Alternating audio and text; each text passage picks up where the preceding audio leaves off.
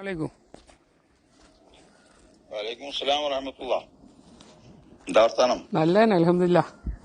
ഇന്നിപ്പോ vote രാവാണല്ലോ. Vote രാവാണ്. ഇങ്ങനെ ഞാൻ ഇപ്പൊ കാര്യമായിട്ട് വിളിച്ചപ്പോ അതിനാണ് എന്താണ് നമ്മളെ ഈ പ്രാവശ്യത്തെ വോട്ടിന്റെ. വോട്ടിനെന്താ ഇപ്പൊ എല്ലാവർക്കും അറിയാലോ, മൂക്കിൽപ്പെട്ടായ മനുഷ്യന്മാർക്ക് മുഴുവൻ അറിയാം. ഇപ്പം വഹാബി അച്ചുതണ്ടിലാണ് മുസ്ലിം ലീഗ് സഞ്ചരിച്ചു കൊണ്ടിരിക്കുന്നത്. ആ ഭ്രമണ പദത്തിൽ നിന്ന് ലീഗിനൊന്നുകൊണ്ട് മാറ്റി നിർത്തണമെങ്കിൽ അതിനൊന്നും മൂക്കാരുടെ ആവശ്യമാണ്. കാരണം മുസ്ലിം ലീഗും ബഹുമാനപ്പെട്ട സമസ്ത കേരള ജമിയത്തുൽ ഉലമ എന്നും തോളോട് തോളൊരുമി പോയ പ്രസ്ഥാനങ്ങളാണ്. സമൂഹത്തിന്റെ സാമൂഹിക പൊതുരംഗങ്ങളിൽ മുസ്ലിം ലീഗും ആത്മീയ രംഗങ്ങളിൽ സമസ്തിയാണ് ഇത്രയും കാലം ഒരുമിച്ച് നീങ്ങിയത്. ഈ സമസ്തിയും മുസ്ലിം ലീഗും ഒരുമിച്ച് നീങ്ങുന്നുള്ള പരാതിയായിട്ടാണ് APA ബക്രോലിയാർ 3 നാളും ഇന്ന് ഇറങ്ങിപ്പോയത്. ആ പരാതിയിൽ ഒരു ലീഗിനോട് ഒട്ടിക്കൊണ്ടാണെന്ന് പറഞ്ഞ് കുറ്റം പറഞ്ഞാണ്.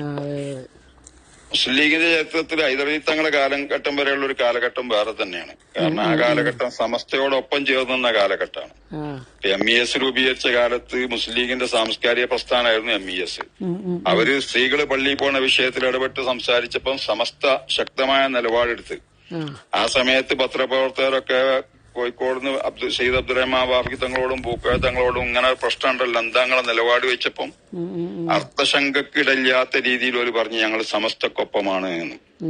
അങ്ങനെയാണ് MES ആ സാധനത്തിന്റെ ദുര്യോഗം അവിടെ തുടങ്ങി. ഭയങ്കരമായിട്ട് കേരളം മൊത്തം ശാഖകളുണ്ടായിരുന്ന പ്രസ്ഥാനം വെറും വിരലുണ്ടാവുന്ന ആളുകളിലേക്ക് ചുരുങ്ങിയത് ആ പൂർവികരായ മുസ്ലിം ലീഗിന്റെ മഹത്തുക്കളായ നേതാക്കന്മാരുടെ നിലപാട് കാരണം. അപ്പൊ എന്നും മുസ്ലിം ലീഗിന് എന്തെങ്കിലും ഒരു ചെറിയ ഫാൾട്ട് അല്ലെങ്കിൽ ദിശ അപബോധം വരുന്ന സമയത്ത് സമസ്തയാണ് അവർക്ക് അതിന് വൈകാട്ടിയായിട്ട് നിന്ന് കൊടുക്കല്. സമസ്ത എന്ന് പറഞ്ഞാൽ 40 അംഗ പണ്ഡിതന്മാരായ മഹത്തുക്കള് അവര് കൂടിയിട്ടെടുക്കുന്ന തീരുമാനമാണ്. മുഷാവറ 40 അംഗ. അപ്പൊ ആ പരിശുദ്ധരായ ബഹുമാനപ്പെട്ട പണ്ഡിതന്മാർ ഇജ്മാ ആയിട്ടെടുക്കുന്ന ഒരു തീരുമാനമാണ് ഉമ്മത്തിനെ മുന്നോട്ട് നയിച്ചിരുന്നത്. ഇപ്പം ഹൈദരലി ശിഹാബ് തങ്ങളുടെ കാലഘട്ടത്തിന്റെ ശേഷം ഇപ്പം ഈ 3-4 നേതാക്കന്മാര് ആ മൂരാച്ചി സലാം അടക്കമുള്ള കുറച്ച് ആൾക്കാരാണ് ഇപ്പൊ ലീഗിനെ കൺട്രോൾ ചെയ്യുന്നത്. അതെ. സമസ്ത എന്താണ്, സമസ്തന്റെ പൂർവ്വചരിത്രം എന്താണെന്ന് അറിയാത്ത ഈ അംക്കളാണ് ഇപ്പം അതിനെ നയിച്ചുകൊണ്ടിരിക്കുന്നത്. അപ്പൊ അതിലേക്ക് ആ തങ്ങന്മാരുട്ടികളെ ഇവര് കൊണ്ടുപോയി ചാടിച്ച് ഏത് നിലക്കാ ചാടിച്ചതെന്നറിയില്ല. ഹൈദരലി തങ്ങളെയും മുഹമ്മദ് ഷാബ് തങ്ങളെ ഒന്നും വശീകരിക്കാനുള്ള കപ്പാസിറ്റി അവർക്കില്ലേനി. ഇപ്പൊ ഈ സലാമും കുഞ്ഞാലിക്കുട്ടിയും ബഷീറും അടങ്ങുന്ന 4-5 അംഗ സംഘമാണ് ഇപ്പൊ ഇതിനെ നയിക്കണം. അപ്പൊ അവരെ വരുതിയിൽ എങ്ങനെ തങ്ങന്മാരെ വരുത്തി എന്നുള്ളതും ചിന്തിക്കേണ്ട വിഷയമാണ്. പാണക്കാട്ടെ തായിരേക്ക് മുജാഹിദിന്റെ സുവനീറുമായിട്ട് പ്രകാശനത്തിന് വരാനുള്ള ഒരു വഴി അവിടെ ഒരുങ്ങി എന്ന് പറഞ്ഞാൽ അതൊക്കെ ഒരുപാട് കൂലങ്കുഷമായിട്ട് ചിന്തിക്കേണ്ട വിഷയമാണ്. അപ്പം പൊതുരംഗത്തേക്ക് വലിയ പൊതുനേതാവാക്കി എല്ലാ പ്രസ്ഥാനങ്ങളെയും ലീഡറാക്കിയിട്ട് തങ്ങളെ കൊണ്ടുവരാനാണ് തീരുമാനം എന്നുണ്ടെങ്കിൽ സമസ്ത അത് ഉപേക്ഷിക്കലായിരിക്കും പിന്നെ ഹൈറ്. അങ്ങനത്തെ ഒരു നേതാവിന് സമസ്തക്ക് ആവശ്യമില്ല. കാരണം 2 പതാക വെച്ച് നോക്കുമ്പോ സമസ്തന്റെ പതാകക്ക് ഗ്യാരണ്ടി ഉള്ളൂ. അത് മഹാന്മാരായ കുത്തുബുദ്ധമാന് വരക്കൽ മുല്ലക്കോയത്തങ്ങളും ശംസുൽ ഉലമയും പതി അടക്കമുള്ള പൂർവികരായ പണ്ഡിതന്മാരും ഇപ്പൊ അടുത്ത കാലത്ത് പറയുകയാണെങ്കിൽ കുത്തുബുൽ-ആലം വലിയുള്ളാഹി മുഹമ്മദ് മുസ്ലിയാർ തിരുപ്പതി പാലക്കാട് ഉസ്താദ് അടക്കം സമസ്തന്റെ പതാക ഇമാം മഹദി തങ്ങളുടെ കയ്യിലേക്ക് കൈമാറ്റം ചെയ്യപ്പെടും, ഒരു സംശയവും വേണ്ട എന്ന് പറഞ്ഞിട്ടുണ്ട്. അപ്പൊ അത്രയും ഗ്യാരണ്ടി ഉണ്ട് സമസ്തന്റെ പതാകക്ക്. അപ്പൊ മോമിനീങ്ങളായ മനുഷ്യന്മാർ ഇങ്ങനെ ഒരു പ്രതിസന്ധി വരുന്ന സമയത്ത് സമസ്തനെ ശക്തിപ്പെടുത്തുന്ന നിലപാടെടുക്കേണ്ടത്. അപ്പൊ ഈ പാർലമെന്റ് ഇലക്ഷനിൽ ബഷീറിനും സമദാനിയും ഒക്കെ ഒരു മൂലക്ക് ഇരുത്തിയാല് ഇവരെന്താ വെച്ചാൽ അടുത്ത നിയമസഭാ തെരഞ്ഞെടുപ്പൊക്കെ തെറ്റൊക്കെ തിരുത്തി നന്നായി വരികയാണെങ്കിൽ അടുത്ത ഭരണത്തിൽ ലീഗിന് പങ്കാളിത്തം ഉണ്ടാവും. ഇപ്പൊ ഇവരിപ്പോ തോറ്റിയാഴ്ചയാണൊന്നും വരാനില്ല. കാരണം 2 കൂട്ടർ ഇന്ത്യ മുന്നണിന്റെ ഭാഗമായിട്ടാണ് ഡൽഹിയിലെത്തുമ്പോ ഉണ്ടാകുക. ഇവിടെ തമ്മിൽ പോരടിച്ച് നോക്കണ്ട. അപ്പൊ ഇടതുപക്ഷത്തിന്റെ സ്ഥാനാർത്ഥികൾ ജയിച്ചാലും അവിടെ പിന്നെ ഇന്ത്യ മുന്നണിന്റെ ഭാഗമായിട്ടാ വരിക. അതുകൊണ്ട് ഇപ്പൊ സമദാനിയും ബഷീറും തോറ്റുകൊണ്ട് ഈ ഉമ്മത്തിന് വലിയ നഷ്ടം വരുന്നൊന്നും പറയാനില്ല. കാരണം അവിടെ ജനകീയ ജനാധിപത്യ മുന്നണിയിൽ 2 കൂട്ടർ ഒരുമിച്ചാള്. അപ്പൊ സമസ്തനെ സ്നേഹിക്കുന്ന ആളുകള് ബഹുമാനപ്പെട്ട സമസ്ത കേരള ജമിയത്തുൽ ഉലമന്റെ എതിരിൽ കുറെ മൂരാച്ചികൾ പലതും പറഞ്ഞതൊക്കെ ഇപ്പൊ ക്ലിപ്പായിട്ട് ഇങ്ങനെ വരുന്നുണ്ടല്ലോ. അപ്പൊ ആ വിവരദോഷികൾക്ക് വിവരം വെക്കാൻ നല്ലത് ഒരു ഷോക്ക് ട്രീറ്റ്മെന്റ് കൊടുക്കൽ ആവശ്യമാണ്. ആ നിലക്ക് ഈ തെരഞ്ഞെടുപ്പില് ബഷീറിനും സമദാനിക്കും എതിരിൽ വോട്ട് ചെയ്തിട്ട് സമസ്തന്റെ ആളുകൾ ആ പ്രതിഷേധം അടിക്കും. ഓര് ജയിക്കുകയോ തോൽക്കുകയോ എന്നുള്ളതൊന്നും ഇപ്പൊ നമ്മളെ വിഷയമല്ല. നമ്മളെ വോട്ട് കൊണ്ട് ഒരു ഭൂരിപക്ഷം വർദ്ധിപ്പിക്കാൻ നിൽക്കണ്ടെന്നാണ് തീരുമാനിച്ചാൽ മതി. അപ്പോഴേ ഒരു ശരിയാവുള്ളൂ. അതാണ് നമ്മളെ നിലപാട്. ഇൻഷാ അല്ലാഹ്. അതിങ്ങനെ എല്ലാരും ചോദിച്ചു എന്താണെന്നുള്ളത് ചോദിച്ചവരോടൊക്കെ പറഞ്ഞാൽ ഇതാണ് നമ്മളെ നിലപാട്. സമസ്തയോടൊപ്പമാണ് നമ്മളുള്ളത്. അല്ലാതെ ഉസ്താദിന്റെ വസീയത്തുകൊണ്ട് എന്നോട് പറഞ്ഞാണ് ഉസ്താദ് സമസ്തന്റെ സഹകാരിയാകണം. മുസ്ലിം ലീഗിനെ ഉസ്താദ് അംഗീകരിച്ചിരുന്നു. പക്ഷെ തെറ്റും കുറ്റമൊക്കെ ഉണ്ടാവും എന്ന് പറഞ്ഞിരുന്നു. ആ തെറ്റും കുറ്റമാണ് ഇപ്പൊ കണ്ടുകൊണ്ടിരിക്കുന്നത്. ആ തെറ്റും കുറ്റം നിങ്ങൾ മുമ്പ് പറഞ്ഞ ഓർമ്മയുണ്ട്. അതെ. അപ്പൊ ആ തെറ്റും കുറ്റത്തിനെ നമുക്ക് സപ്പോർട്ട് ചെയ്യാൻ പറ്റൂല. അവർ നന്നായി വരട്ടെ. തള്ള ചവിട്ടിയാ പിള്ളക്ക് കേടില്ല പറഞ്ഞാൽ ഈ മുസ്ലിം ലീഗിന്റെ സ്നേഹിക്കുന്നവരെ നമ്മളെന്നെ ഒരു ചവിട്ടാണ്ടി ചവിട്ടിയാൽ ചിലപ്പോ നന്നായി കിട്ടുകയാണെങ്കിൽ അതാണല്ലോ ഹൈറ്. അപ്പൊ ആ നിലക്കുള്ള ചിന്ത അത് നമ്മളെ ആളുകളിലും വീട്ടിലെ സ്ത്രീകളോടും ബന്ധപ്പെട്ടവരോടൊക്കെ പറഞ്ഞിട്ട് ഇക്കുറി നമ്മളൊന്നാണ്ട് ഒഴിഞ്ഞിക്കുക. സമസ്ത എന്താണെന്നൊന്നും മനസ്സിലാക്കാൻ നല്ലതാണ് ഐറ്റങ്ങൾക്ക്. മറ്റേ ഐറ്റങ്ങൾ പറ്റ കേടൊന്നു പേടിച്ചിട്ടാ. നന്നാക്കി എടുക്കണമെങ്കിൽ അടുത്ത നിയമസഭാ തെരഞ്ഞെടുപ്പ് ലീഗിന് ഭരണ പങ്കാളിത്തം വേണമെന്നൊക്കെ നമുക്ക് ആഗ്രഹമുണ്ട്.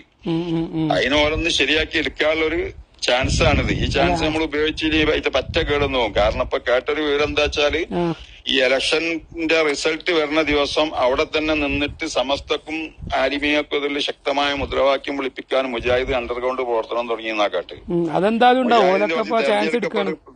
തെരഞ്ഞെടുക്കപ്പെട്ട കുറച്ച് പ്രവർത്തകർ അതിനുവേണ്ടി മുദ്രാവാക്യം ഉണ്ടാക്കിക്കൊണ്ടിരിക്കുകയാണ്. അപ്പം ആ റിസൾട്ട് വരുമ്പം ജിഫ്രി മുത്തുക്കോയ തങ്ങൾക്കും സമസ്തക്കും ഒക്കെ എതിരിൽ ശക്തമായ മുദ്രാവാക്യം ആ റിസൾട്ട് ഗ്രൗണ്ടിൽ തന്നെ വരും പുറത്തേക്ക്. അപ്പൊ എന്താ വെച്ചാൽ ഈ വിവരമില്ലാത്ത കുറെ ഗവൺമെന്റ് നാടുകളിലൊക്കെ അപ്പൊ അവരൊക്കെ അത് ഏറ്റുവിളിക്കും. അപ്പൊ അങ്ങനെ പറ്റ സമസ്തനെയും ലീഗിനെയും ഒരു കാലത്തും എടുക്കാൻ പറ്റാത്ത രീതിയിൽ അകറ്റാനുള്ള ഒരു ഉള്ളില് അണ്ടർഗ്രൗണ്ട് വർക്ക് ഇപ്പൊ വഹാബിയുടെ ഭാഗത്തുനിന്ന് നടന്നുകൊണ്ടിരിക്കുന്നുണ്ട്. അപ്പൊ അതിന് നമ്മളായിട്ട് പകച്ചു കൊടുക്കണ്ട. അത് അറിഞ്ഞ നിലക്ക് എന്തായാലും നമ്മൾ ശക്തമായ നിലപാടെടുക്കൽ അത്യാവശ്യമാണ്. അപ്പൊ ഈ മുദ്രാവാക്യം വിളിക്കുമ്പോ എന്തായാലും സുന്നികളായ ലീഗുകാർ അത് ഏറ്റുവിളിക്കുക ആവേശത്തില്. പിന്നെ ഞങ്ങൾ ആലോചിച്ചുള്ളൂ. ഒരാവേശത്തിന് ചാടി വെച്ച് രണ്ടാവേശത്തിന് കയറാൻ കഴിയൂല എന്ന് അപ്പോൾ ചിന്തിക്കൂല. അപ്പൊ സത്യത്തിൽ മുജാഹിദിന്റെ ഗൂഢാലോചനയുടെ ഭാഗമായിട്ടുള്ള നീക്കുപോക്കുകളാണ് ഇപ്പൊ നടന്നുകൊണ്ടിരിക്കുന്നത്.